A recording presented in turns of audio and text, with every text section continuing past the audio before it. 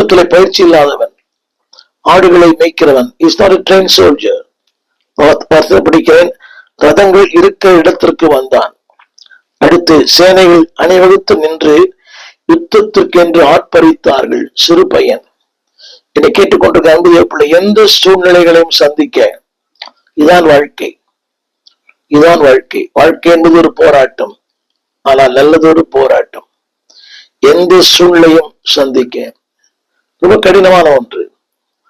அழைக்கப்பட்ட அன்பு தேவ பிள்ளையே, அபிஷேகம் பண்ணப்பட்ட அன்பு தேவ பிள்ளையே, எந்த சூழ்நிலையிலும் உன்னை நீ பாத்திரவானாய் மாற்றிக்கொள்.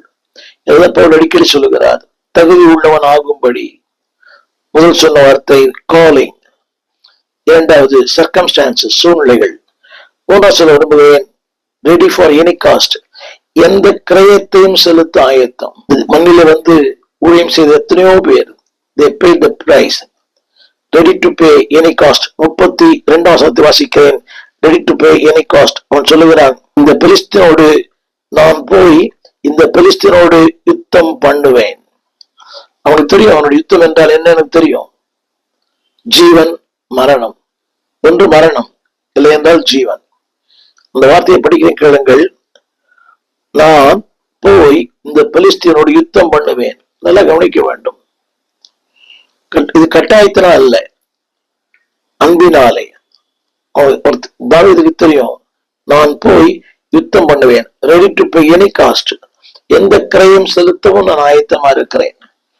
என் அன்பு தேவ பிள்ளையே, முதல் குறிப்பு, தேவனால் அவன் அனுப்பப்பட்டான்.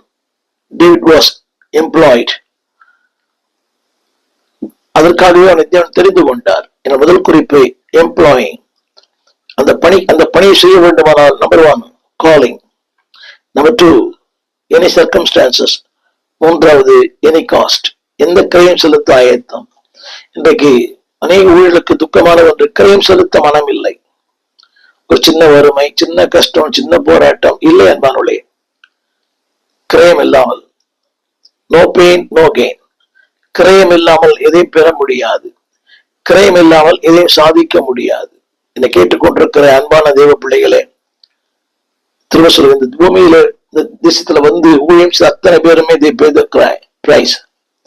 இரட்சகர் இயேசு ஒரு பெரிய கிரயத்தை உங்களுக்கு எனக்கா செலுத்தி இருக்கிறார். தொடர்ந்து இரண்டாவது குறிப்பு என்னவென்றால் எனேபிளிங். முதல்ல சொன்ன எம்ப்ளாய்மெண்ட், இரண்டாவது எனேபிள்மெண்ட். அதாவது தேவன் அதற்குரிய கிருபையை நமக்கு கொடுக்கிறார். வாசிக்கிறேன் கேளுங்கள். நம்பர் 1, அதாவது சில நேரங்களில நம்முடைய மனதை மாற்றுகிற